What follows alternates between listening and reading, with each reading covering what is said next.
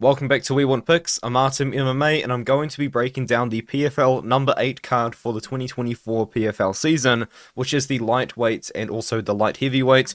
I think top to bottom, this is a pretty action-packed card. It's going to be taking place this Friday night at 6 PM Eastern Time on ESPN and ESPN+. And as I did say just before, I think it's going to be a pretty good one. On the prelims, there's also some pretty exciting fighters and fighters that you may recognize. I think this is overall going to be a pretty exciting one.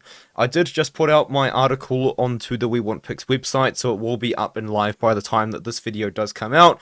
And of course, with that, I have also done an article for the Contender Series and also a video for the Contender Series, so keep your eye out for that as well. There's a lot going on at the moment in the MMA world that is, of course, UFC and non-UFC related. And all of that can be found on the We Want Picks channel.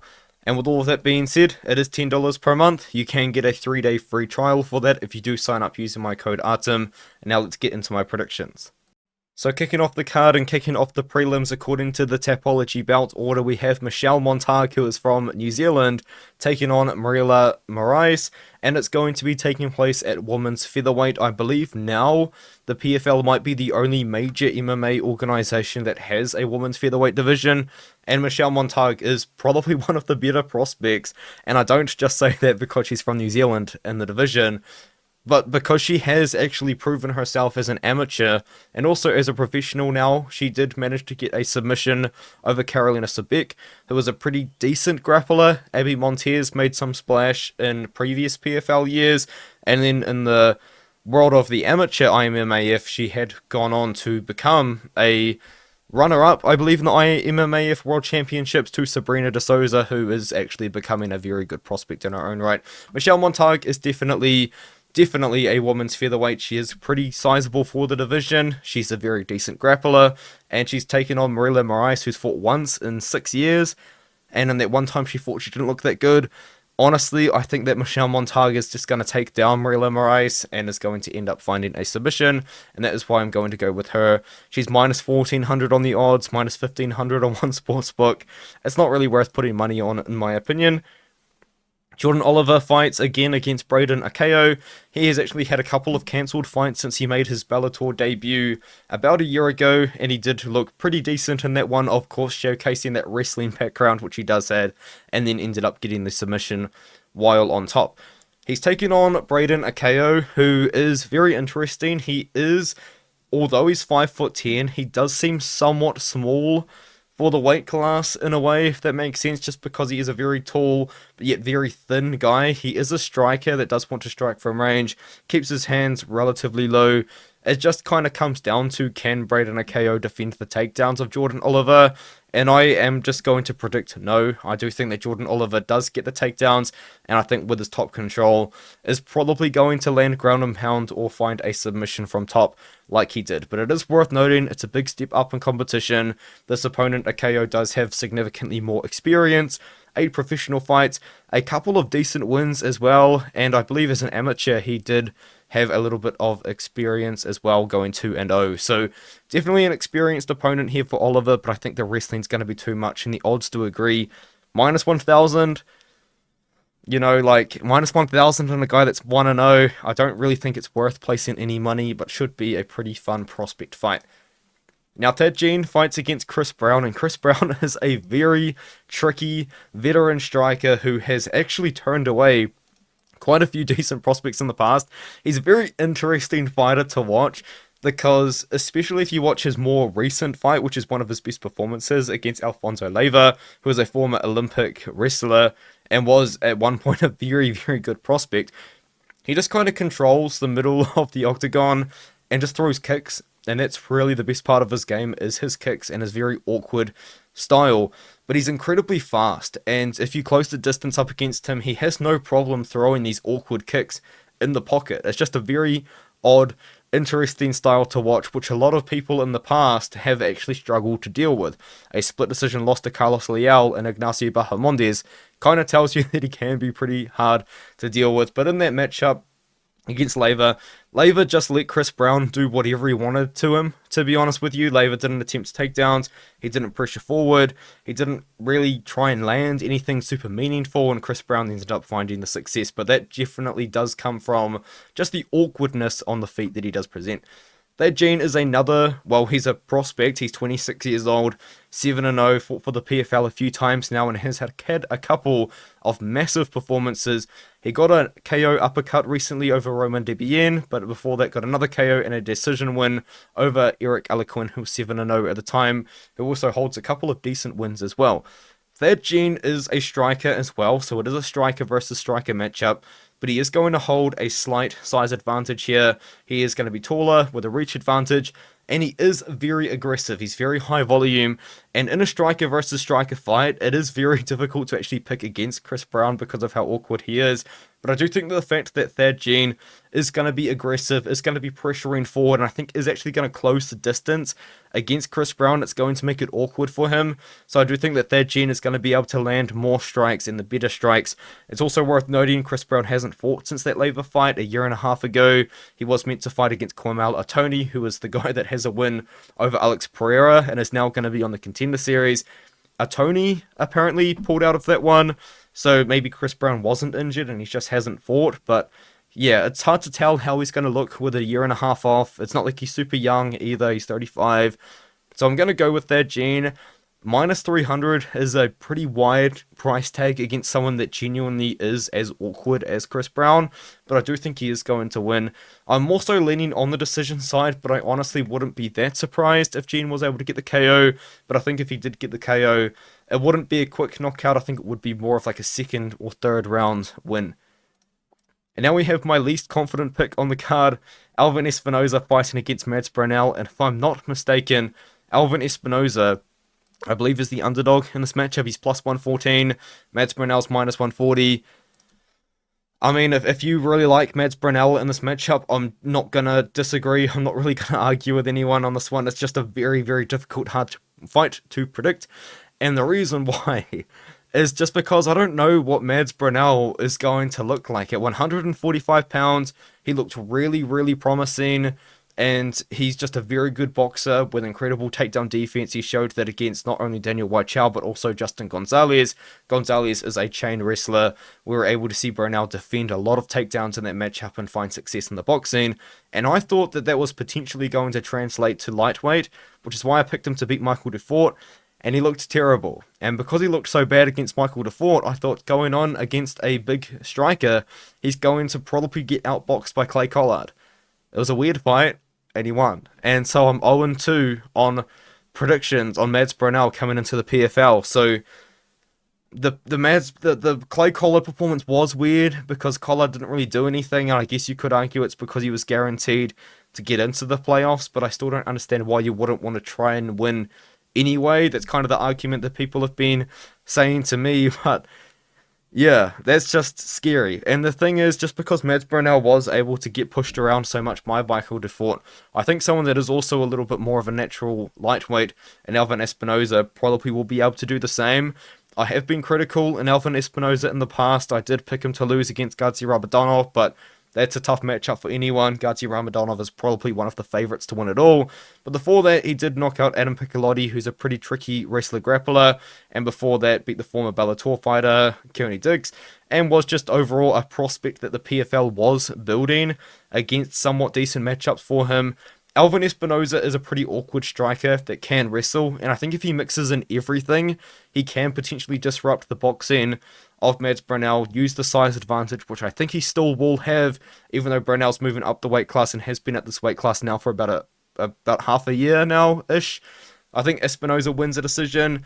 It's a close one. I do want to emphasize this is a very low confidence pick, but I am going to go with the underdog in Espinosa. And now we have incredibly wide odds in Danny Sabatello fighting against Lazaro Dayron. And when I looked into this, I couldn't believe the odds, and I'm sure if you guys are unaware of the odds, you might not believe them either looking at it here. Sabatello's fighting an 8-0 prospect in Dayron, and you go straight to the odds, and Danny Sabatello is minus 1,000, Lazaro Dayron is plus 700. These odds are insane. And then I went and I watched the tape, because I was like, Why is he plus 700? It doesn't make sense on paper. Everything looks to be pretty in order. Dayron has fought decent competition. He's even fought a 10-0 opponent, Manuel Exposito, which is a fight you can just watch on YouTube. A lot of them, in fact, I think all of them you can watch on YouTube. Dayron beats Exposito. He beats Arnold Braydon, of course, as well, which are the two fights that I paid most attention to as they're more recent.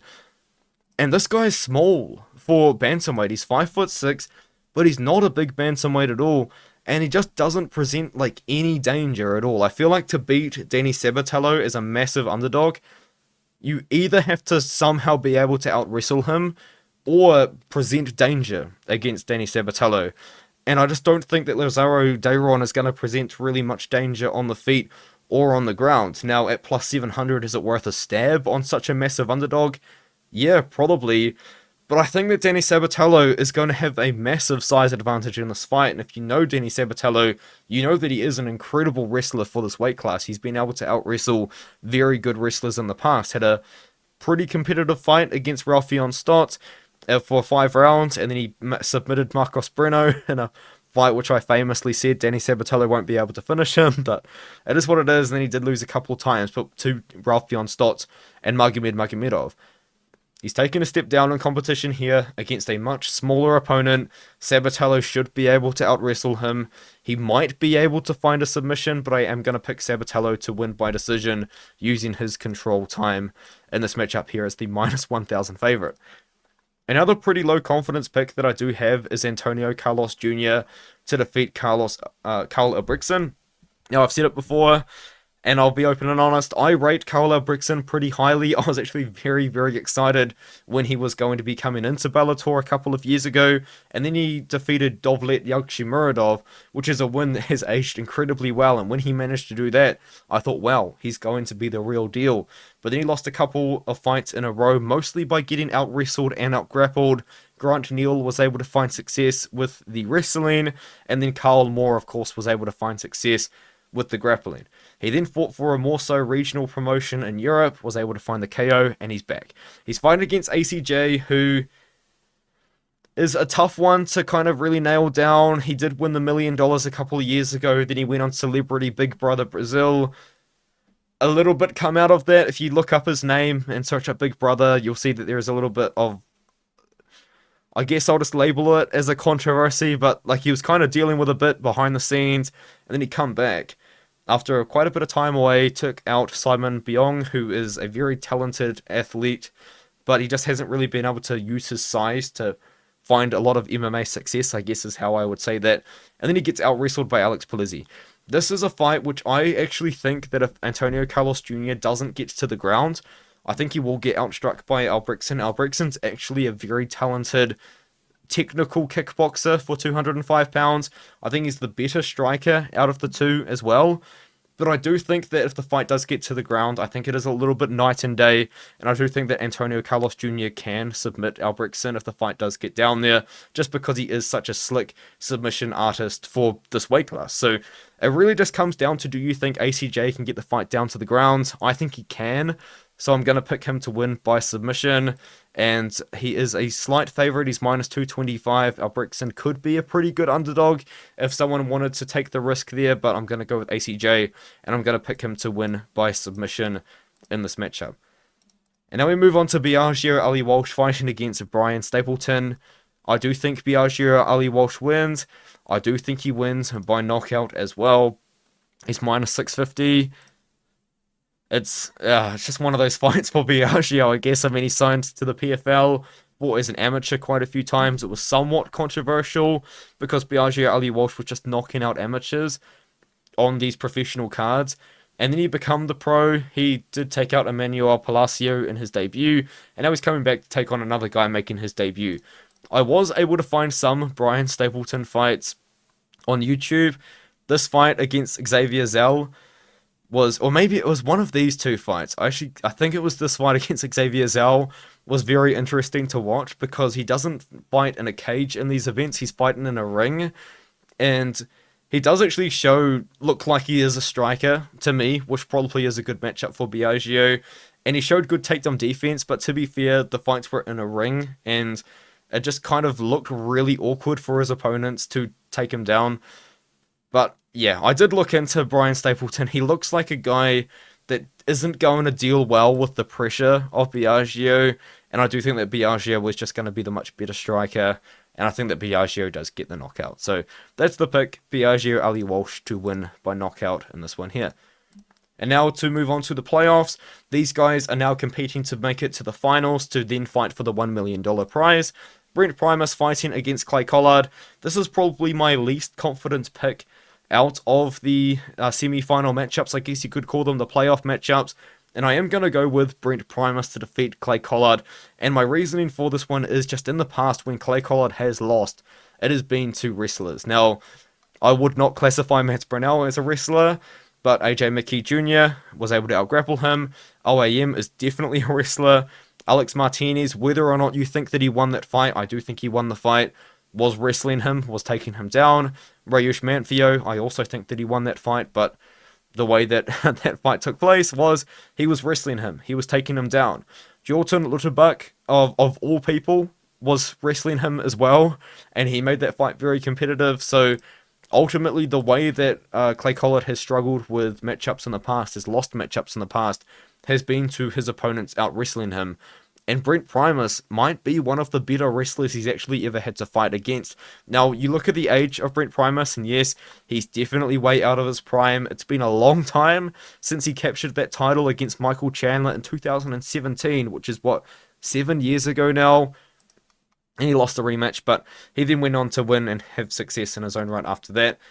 He's 39 years old now, but he's still kind of showing that he can do it.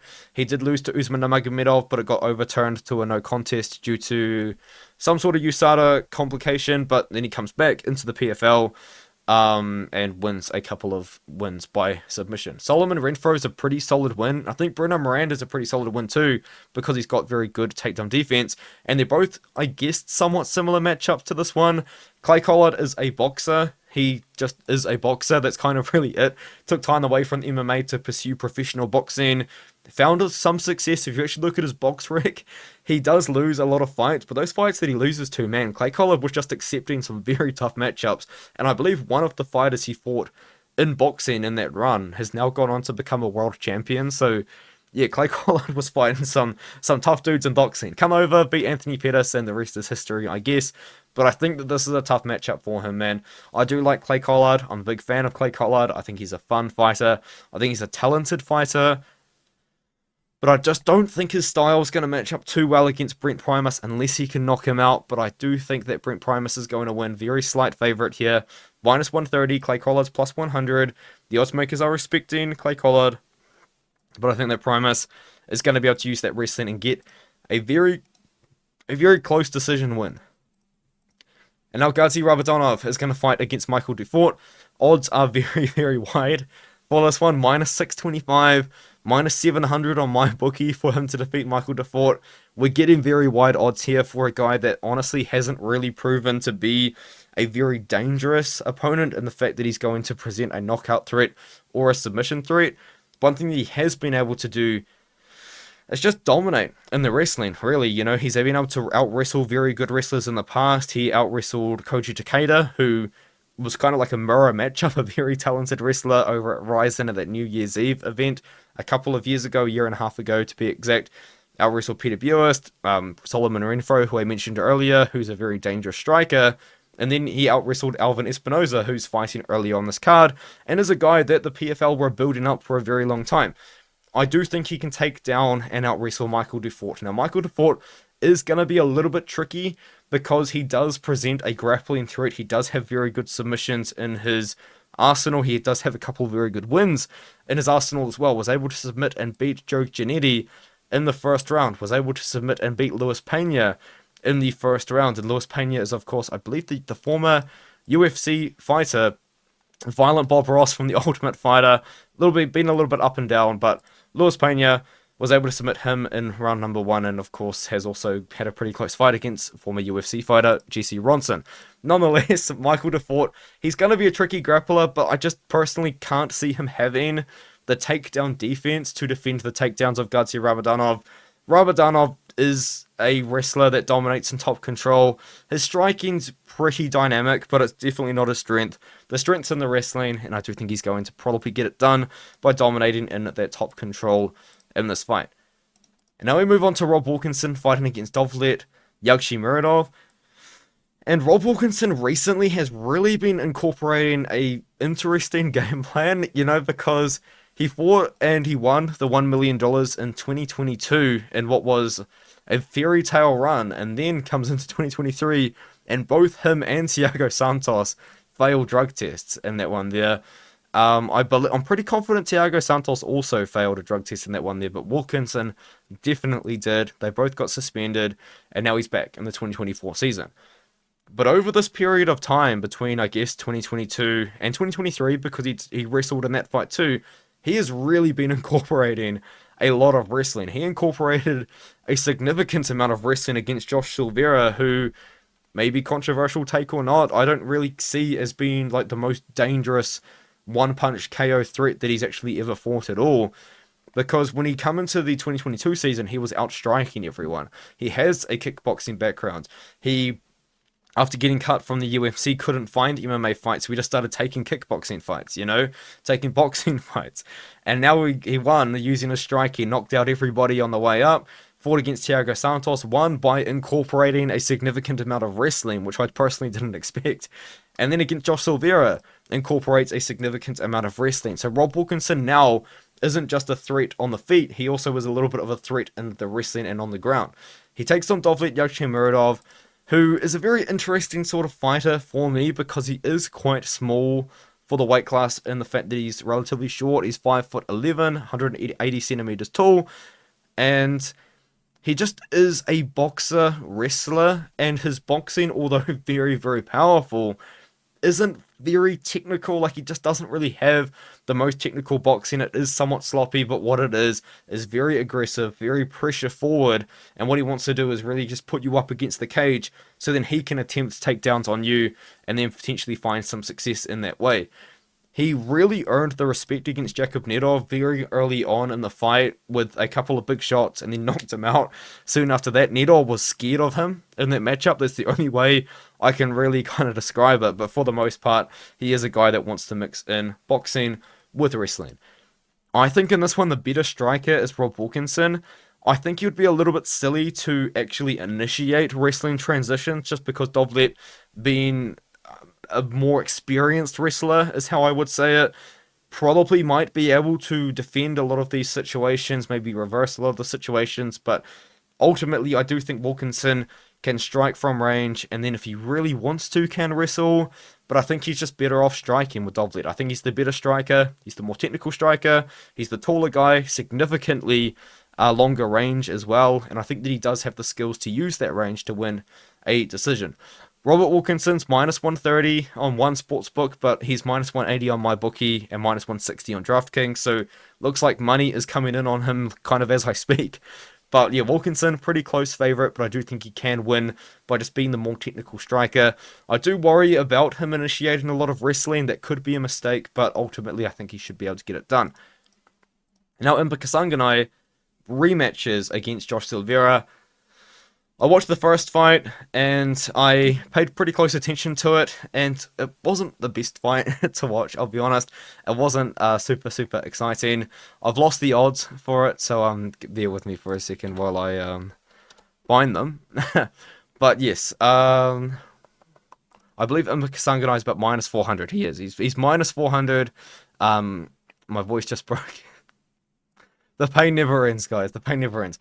But Impa Kasanganay is minus 400 against Josh Silveira. They fought for the first time, and when they fought for the first time, it was for that $1 million. It was in the final, so of course it was a 5-round fight. And kind of just throughout the whole fight, Impa Kasanganay controlled the striking and the wrestling. We saw Impa Kasanganay attempting takedowns on Josh Silveira and outstriking him and controlling the striking. He was pressuring forward and getting takedowns, and ultimately was just honestly winning the fight everywhere.